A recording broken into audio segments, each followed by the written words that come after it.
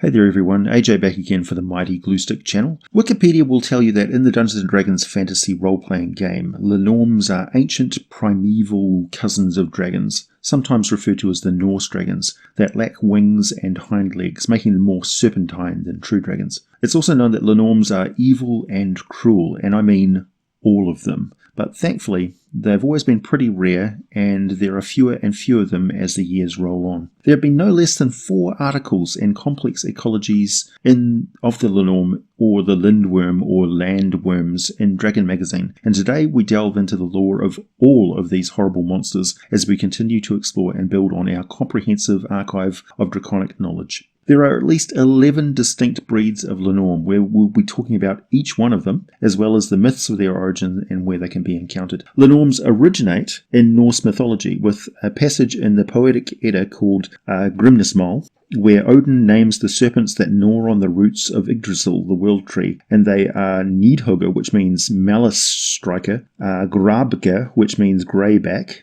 Grafvulud, meaning he who digs deep beneath, Ofnir, Svafnir, Gravitnir, and his sons Goin and Moin. We also have Fafnir, he was once a dwarf, but got cursed into the form of a dragon, and was later killed by the hero Sigurd, and the epic world serpent, of course, Jörmungandr. Just talking about Fafnir, the transformation into a dragon, so it accentuated the greed of this dwarf. It doesn't mean that all other dragons, and I'm responding to a particular post from Trevor, it doesn't mean that all dragons are not greedy or are not affected with this greed for gold if they're not descended from Fafnir. It was just accentuating something that they had already. So the greed of dragons was legendary on multiple different occasions, and it doesn't really they're not necessarily coveting the gold for its wealth's sake in the same way that humans are. But more on that as we go into the various motivations of other Linnorms as we progress through all the different types. Norse mythology is incorporated into the cosmic scope of Dungeons & Dragons with the outer planes of Midgard and the Grey Waste. The cosmic entity Yggdrasil, the World Ash, is so unique in that it's also a transdimensional living being, which forms a kind of transitive plane in and of itself, linking the various realms which make up the Norse subset of cosmic locations, which include Niflheim and the Grey Waste, also known as Hades, as well as Muspelheim, Isgard, and Nidavellir, which plus connections to the prime material plane to various locations, which the Norse know as Midgard. There are also fascinating locations worthy of further exploration, which I'll get to in due time, I swear. But today, we focus on the frightful descendants of these Norse dragons and their place in the D&D worlds. So the Linnorms all have some things in common. They're long and serpentine, with a characteristic draconic head, 2 front limbs, but it's variable whether they have any wings or rear legs. Like the metallic and chromatic dragons, they continue to grow throughout their lives, but unlike their cousins, they develop physical power a lot faster, and they never stop growing. Plus, unless killed, they live for a more extended period of time. Sages have estimated the ages of the most ancient Linnorms to be around 4,000 years old. But the Linnorms found among the roots of Yggdrasil may live until some external force kills them, so they're effectively immortal. Linnorms are usually abandoned by their parent as soon as they hatch from their brown, rough, leathery, oblong eggs. They remain hatchling-sized for only a year and a bit, and it only takes them 250 years to grow to their full adult size. By that time, they are reaching their first 1,000 years of. By the time they're reaching their first 1,000 years of age, they may have grown to be over 100 feet long in some places, or more depending on the specific breed. The oldest and largest Linnorms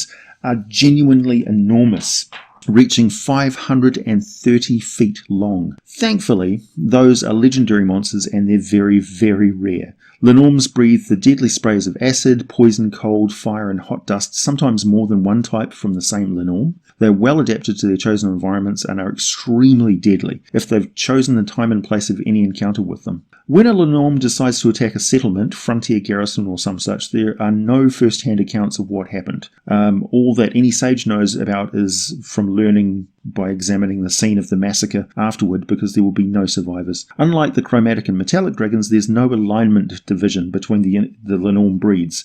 They are all, without exception, evil to the core. The only question is, how lawful or neutral or chaotic evil they really are. Every Linnorm employs its own kind of combat strategy, with one exception. All the breeds live solitary lives, with some exceptions. They all tend to become more and more insane as they reach old age, with no exceptions. They are compulsive hoarders of treasure. Some are so obsessed with it that they will avoid attacking with full force because they will undoubtedly damage the treasure in the process. Either way, they are going to murder whoever has the wealth, but there is a little sense in melting the victim that they're going to murder when their nice things will just be melted along with the victim.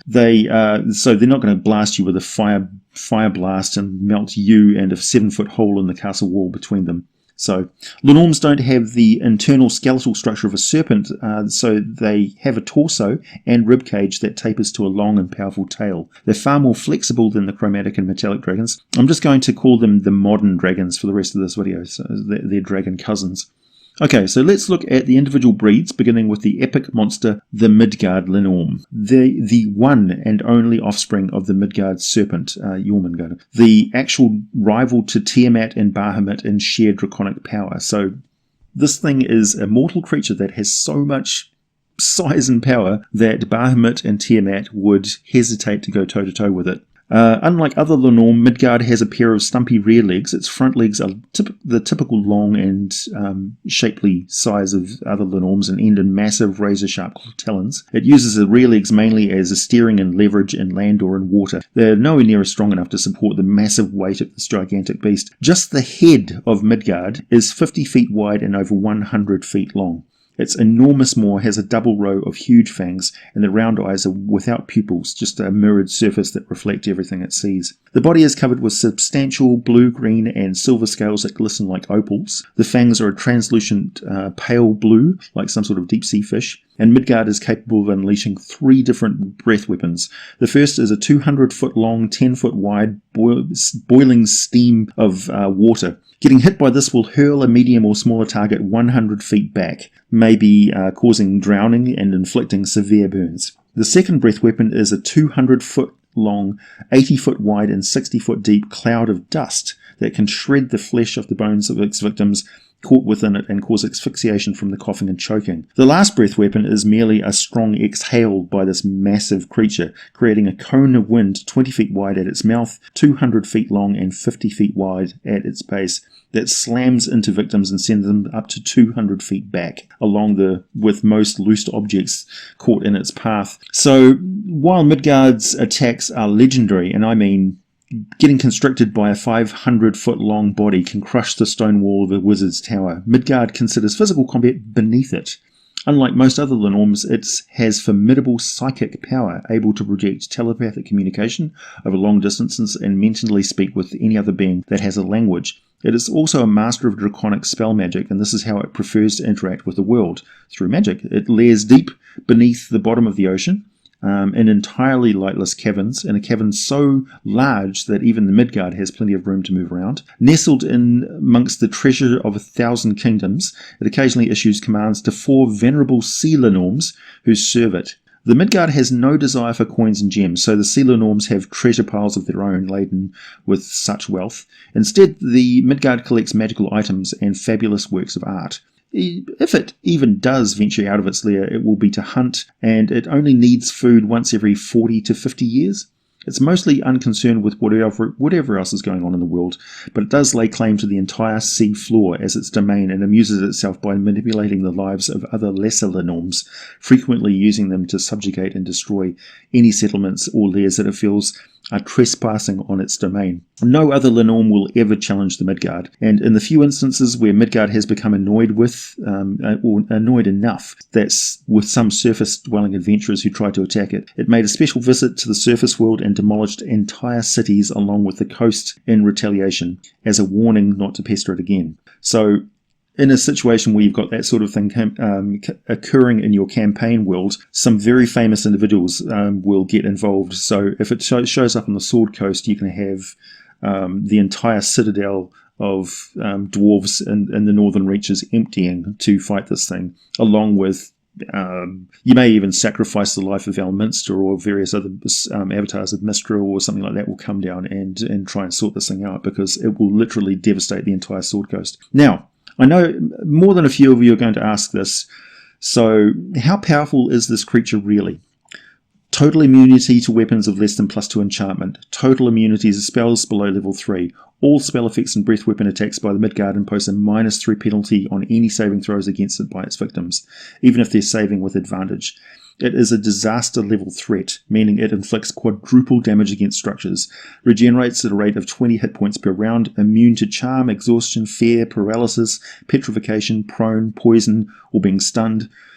3 times per day, legendary resistance, where it can just choose to pass a saving throw.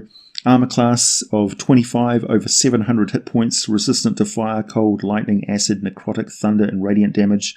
Cast spells as a level 14 wizard, a level 9 cleric, and a level 7 druid.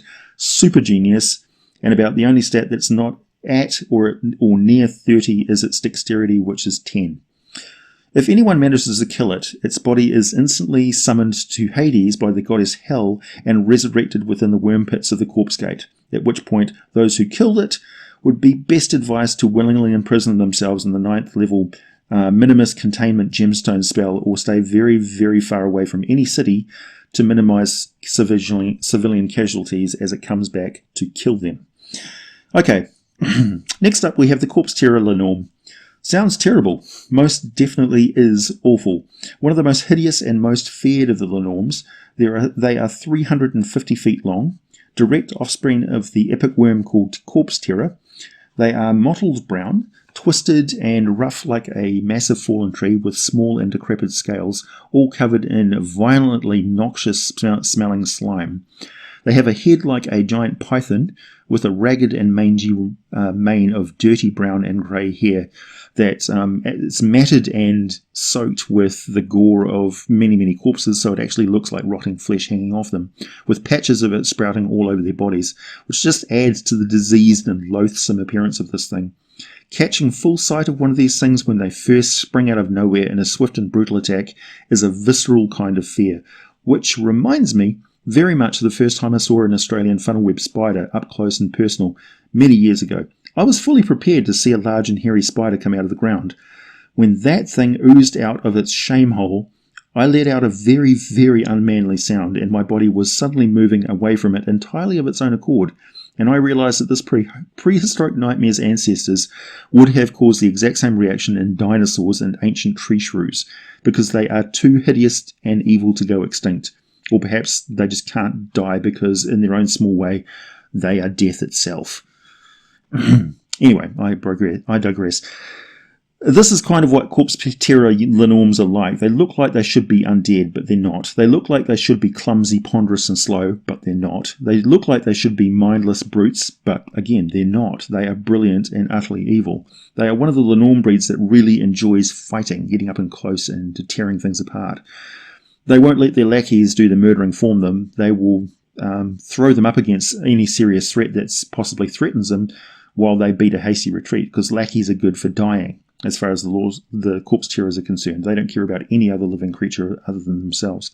Their breath weapons are both formidable. The first is a paralyzation cone 10 feet wide at its mouth, 50 feet wide at its apex, and extending 300 feet. The difficulty of the saving throw against this attack should be carefully considered. It is almost always the opening move that the Linnorm employs. They attack from the air by using the flying spell, and that's fairly common with Linnorms that learn magic, unleashing the paralysis breath and then following immediately with their second form of breath weapon, which displays a phlegmy, revolting cloud of disease 80 feet wide, 80 feet thick, and 100 feet long. The disease this gas inflicts are magically virulent, possessing of some arcane element of the Linnorm's own malice. Those who fail their saving throw take the full brunt of the necrotic damage, and about 1 to 6 rounds later, any living thing vulnerable to disease must make a second saving throw or suffer 1 level of exhaustion as the infection demolishes their body from the inside. Unless they manage to pass 3 saving throws, each 1 to 6 rounds apart, they will suffer further levels of exhaustion, potentially killing them if they were already weakened. Plus, they don't get better. They each need to have the disease magically purged from them using lesser restoration, healing spell, mass heal, raise dead, resurrection, true resurrection, hero's feast, or a wish spell, or a magical item that can remove disease. Wearing a periapt of health could be a wise precaution before knowingly going into battle against a corpse terror, but whoever knows that they're knowingly going into battle against one, they just spring out of nowhere. They enjoy learning necromantic magic and, like all dragons, don't require anything but verbal components to cast spells.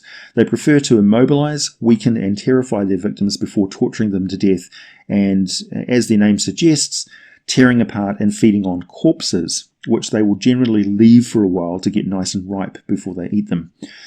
As you can imagine, they smell just about as bad as it is possible to smell, with the same stench cloud effect that troglodytes and ghasts have.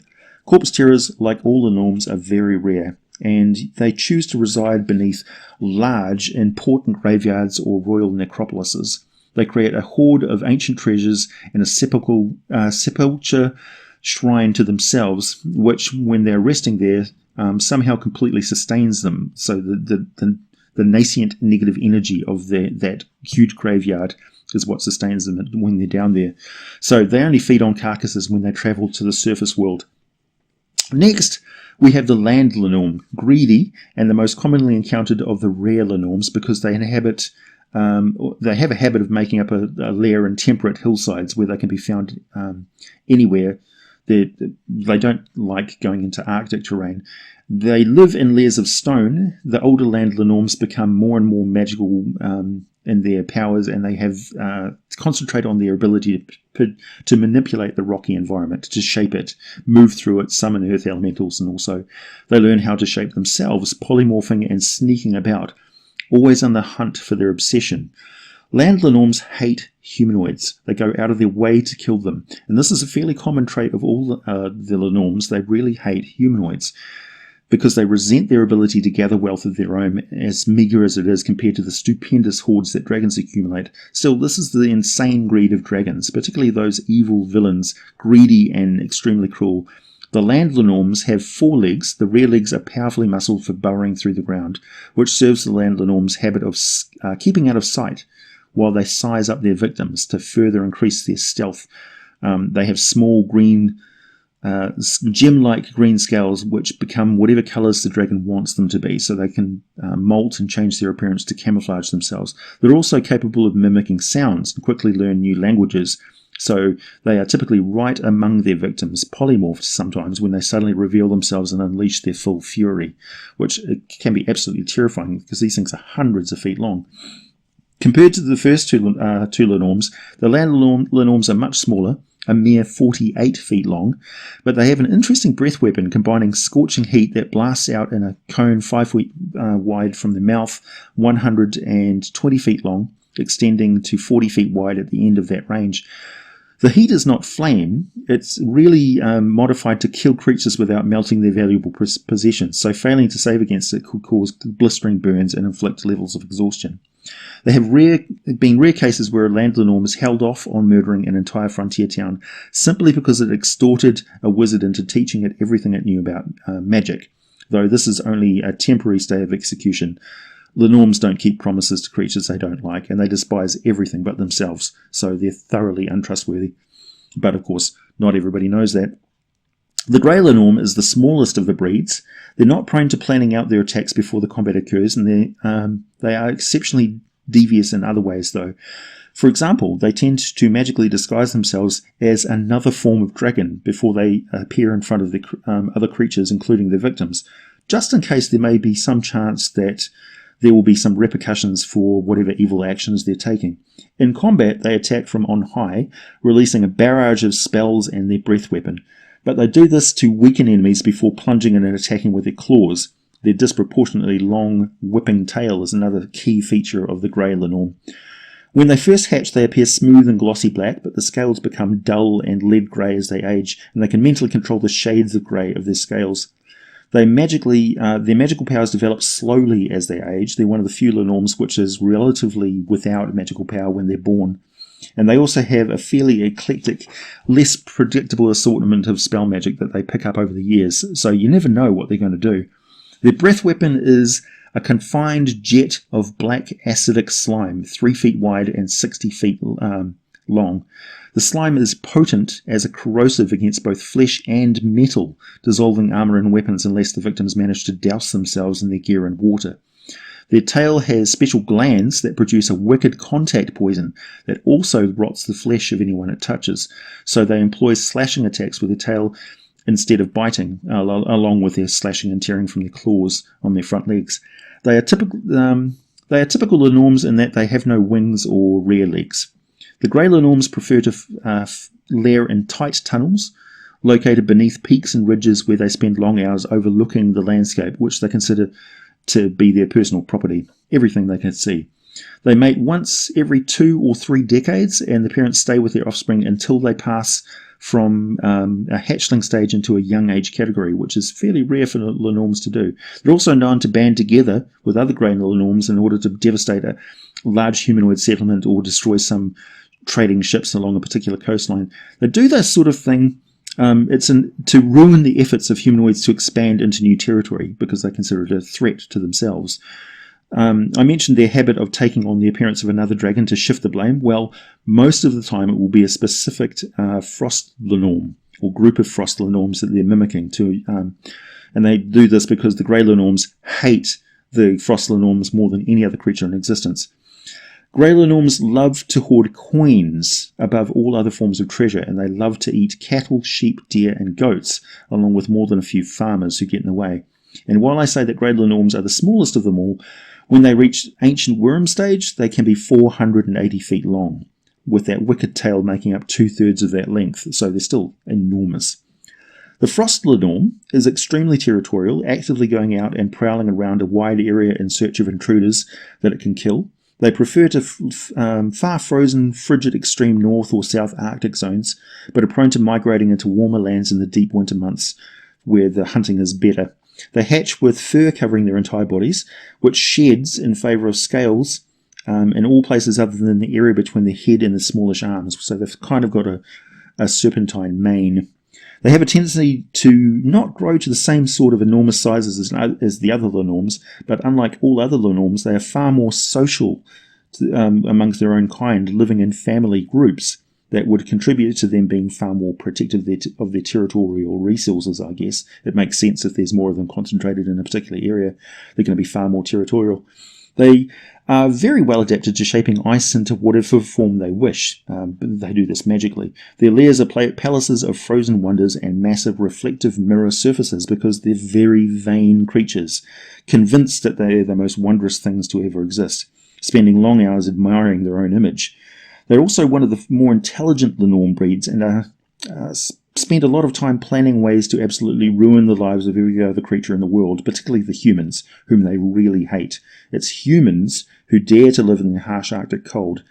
Even detestable dwarves have enough humility to burrow down in the dirt beneath the frost Linnorm's feet. So they carefully plan ways to draw out the strongest human heroes, weaken the towns by targeting supplies and trade.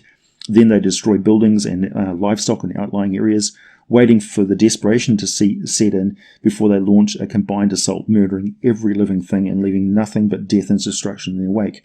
All is wrecked, apart from artwork, their most coveted form of treasure, which they take back to their lair to gloat over.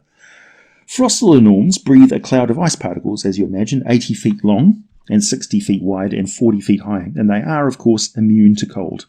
They are taught spell magic by their parents and are one of the few dragons to have passed on the ancient knowledge of potent rune magic from the days when all the dragons made war against the giants. Some of their spell magic is also really old, including a long-lost spell for transmuting metal into ice, which is extremely potent in combat. Sages have noted that frost Linnorms don't kill for food. They never eat any of their victims, but seem to eat snow and sustain themselves simply by inhaling freezing cold air. Interesting. The opposite of the frost Linnorm is, of course, the flame Linnorm, probably the most physically attractive of the various breeds, but also some of the rarest. They are dark iron black at hatching, fading to a dull grey when they reach young adult age, and suddenly they display this deep orange, and then as they grow older, the pulsing scarlet, appearing very much like a crackling inferno as they move about, and ancient flame Linnorms look like a raging inferno. So kind of spectacular.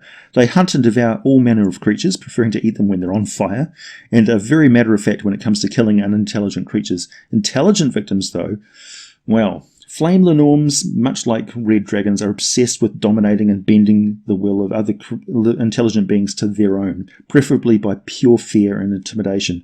They are the dragons who will demand a village sacrifice their own children to it ritually year after year to stay its wrath. The flame Linnorm is not doing this for the meal, it's doing it to dominate because it feeds on their insatiable ego. So yeah, they do it to feel good. They breathe either a jet of super hot flame, 5 feet wide and 110 feet long, capable of melting plate armor and heavy metal shields. The best defense against it is actually a shield made from the dragon's own scales. They're also capable of belching a massive plume of searing hot gas and ash, 90 feet long, 70 feet wide, and 40 feet deep, which is easily hot enough to set flammable objects on fire. They are known to memorize every inch of their lair and surrounding territory, plus it is common for them to summon fire elementals to guard their lair, where they will either be out hunting around their lands or inside their lair counting out their inventory of treasure items. They rarely seek out a mate, and only those with the most impressive treasure hoard have very much success. So the treasure hoard is kind of like a display, like a peacock's tail. So that's why they're obsessed with it as well. Their offspring are left to fend for themselves, and usually the last hatchling standing is the one who's survived by killing and eating all of its siblings, which definitely is a trait of the Linnorms which contributes to how rare they are. They're obsessed with personal power from that day on, and thus their most prized possession is a treasure of magical items, which they store in their lairs deep beneath the earth, close to bubbling lakes of magma surrounded by summoned flame elementals. So, the forest Linnorm is one of the more serpentine and evil-looking Linnorm breeds. They have a leering, perpetually snarling look about their dragon heads. Hatching, they look like long green lizards with 4 short legs. As they grow to adult size, the front legs grow and the front and rear legs atrophy and eventually disappear. So at the young adult age, they're green and brown, camouflage patterned serpents with dragon heads. Well adapted to twisting and slithering through any sort of overgrown terrain and among the trunks and branches of trees. Adult forest Linnorms are around 150 feet long and can spit a line of acid that has the added effect of withering both plants and the limbs of animals, including humanoids. You can represent this debilitating effect by inflicting a level of exhaustion and perhaps, if the limb is an arm, disadvantage when attacking with double-handed weapons, if they can do it at all. Just, for fun and giggles, until that limb is magically restored. Forest Linnorms are not the most book-smart of the various breeds, but they are cunning and masters of sneak attacks. They're also naturally invisible to all non-intelligent creatures, which you can play. If you play it right as a DM, it can be very memorable. Say the player characters are stalking some deer for their dinner, and it's deep and peaceful. The deer are just browsing on some fern fronds. Then there's a slow, deep inhalation of air behind the player characters, and they turn suddenly as a huge shadow falls over them. And the forest Linnorm has stalked up behind them, but the deer can't actually see it. But oh boy, the players sure can. Thankfully, no more than a single forest Linnorm can be found within 100 square miles of any other one, and that would be considered a territory swarming with them. They're very rare. They are capable of casting illusion magic and manipulating the terrain with limited druidic magic, but are just as likely to wait until the characters fall victim to one of the many traps that they set in their hunting range, particularly pit traps. One other thing to note is that the forest Linnorms hate beautiful objects and creatures. They will usually attack the most charismatic or attractive member of the adventuring party first, out of sheer hatred and spite. The rain Linnorm is also a supernaturally vain and egotistical creature to absurd levels. They will demand adoration from all other creatures, at the same time taking pride in proclaiming the greatness of the horrific atrocities they've committed against others. It's like, on the one hand, they're boasting about how they're the most infamous mass murderer, and on the other hand, they're strutting around and just expecting every other creature to shower them with compliments and trip over themselves in their haste to make their every whim of the rain Linnorm a reality. So when the reality of things fail to match up with the Linnorm's expectations, they fly into a deep and terribly cruel rage. Also, good news, the older they get, the worse this becomes until they are hopelessly and horrifically insane. And it's fairly common to all Linnorms, but the rain Linnorms are textbook examples of this kind of insanity. They have teardrop-shaped scales that shift colour between greys, greens and blues. They usually lair deep in twisting mazes of chambers, some full of treasure. They are so covetous and paranoid that they will seek out and kill any intelligent creatures near their lair, just in case one of them discovers where the lair and their treasure is. If they suspect that knowledge of their lair's location has spread, they will gather up every little scrap that they own and move to a new location. They only move around outside their lair when the weather is raining and stormy because they feed on lightning bolts. However, their breath weapon is not lightning, it's actually a high-pressure stream of boiling water, 3 feet wide and 90 feet long. The sea Linnorms are cold-hearted terrors of the deep that constantly plot to destroy human shipping, constructions and settlements along the coastline. They consider all sea life to be their own personal property and resent any surface creature engaging in the act of fishing, an offence worthy of a death sentence. They appear almost transparent when they hatch and swiftly gain the ability to change the colour of their scales at will. Plus, they grow a set of wicked tail barbs that they use very effectively in combat, much like the spiked tail of the alien in the movie of the same name. They can spear it out. Adult sea Linnorms are over 200 feet long, so they can certainly capsize a ship even the size of a small caravel. They are known to slither up onto the shore at night and unleash a fast assault of deadly magical fog and gales of wind, blasting and poisoning, tearing buildings down and gobbling up the panicked and terrified population before retreating back into the sea. Their breath weapon is a caustic cloud of acid, 60 feet long, 60 feet wide and 30 feet high. They only use this when they're out of the water and combine it with the magical fog spells that they have mastered. They lair deep underwater in multi-chambered flooded caverns, gathering giant turtles and giant squids as pets, and maybe even something like a kraken if the sea Linnorm is ancient and mighty, and it has grown to its full enormous size. Their treasure hoards are typically the spoils that they've taken from sunken ships and the devastated warehouses of rich trading ports over the years. Despite their huge size, they eat very little, and their diet consists entirely of seaweed, particularly dried seaweed, which they gather up and leave on the shore to dry, and they will react very violently to anyone who tries to steal it. So, good luck, and don't touch the seaweed. Finally, the very impressive and unusual dread Linnorm, which I think is my favourite. They have 2 heads. Adults are around 60 feet long and live in desolate locations far from other Linnorms and any other wretched humanoids that they hate so much. They live in deep, twisting mazes of caverns that they fill with all manner of traps to confuse and kill potential thieves of their scattered treasure hoard, which is usually heaped up into disorganized and filthy piles that the Linnorms just sleep on. They gather up treasure, but they don't really value it. They attack with almost no provocation, but do so in terrain that they've chosen well beforehand and prepared carefully to provide them with every advantage. They have no idea what the concept of a fair fight is. Such a thing would be seen as insanity by a dread Linnorm.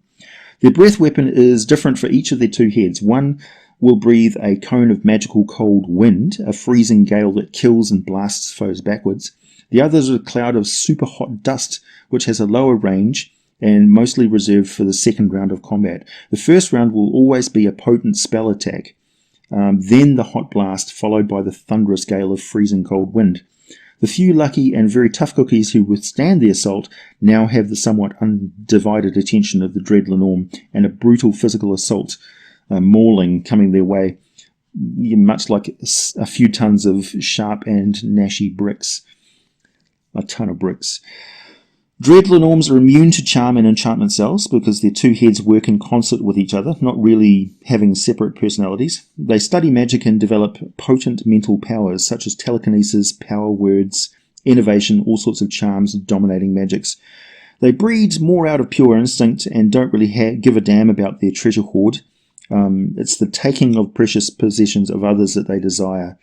If Linnorms and other dragons could make a jewel out of every lesser creature whose life they took, these would be their most precious gems. On that note, I'll call this extensive catalogue of all the ancient and rare Linnorms done and dusted. I hope you enjoyed it, and I will make rare use of them in your future games. As always, let me know if you do and how it went, and be sure to let your players, traumatized that they are, let them know that I say hi. Just a reminder, if you've not subscribed already, feel free to do so. Be sure to hit that notification bell as I upload from the other side of the world sometime in your future. For access to all the scripts and 1 week advance access to these videos, consider becoming a patron of the channel on Patreon from a minimum of just $1 per month. Hearty thank you to all of the patrons who do so. Join the community on our Discord server. Come say hi. Also, if you want to pick up a new video game at a significant daily discount and help me out in the process, check out the daily deal on Chrono, link down below. Also, there's an affiliate link for Patron Blades, a very good subscription razor blade service, which I'm going to be making hearty use of, as meager as my beard is. As always, thanks for listening, everybody. I'll be back with more for you again very soon.